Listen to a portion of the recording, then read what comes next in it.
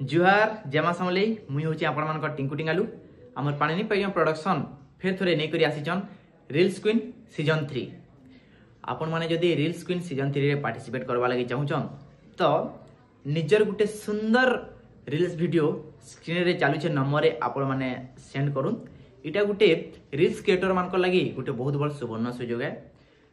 इटा तीनटा कैटेगरी अच्छे गुटे मिस मिसेस लिटिल स्टार तीनटा कैटेगरी जेन अच्छे आपण माने सेतिर गुटे गुटे विनर हे पारबे।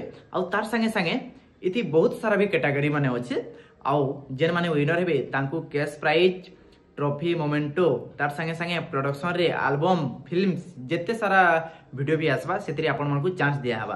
तो आपण मानको रील्स सेंड करबार लास्ट डेटटा होचे 7 डिसेंबर आ इटा जेंटा कि रिजल्ट डेटटा होचे हमर 14 डिसेंबर आ इटा हेबार के जेउचे हमर संबलपुर ओडिशा सांस्कृतिक भवन नो।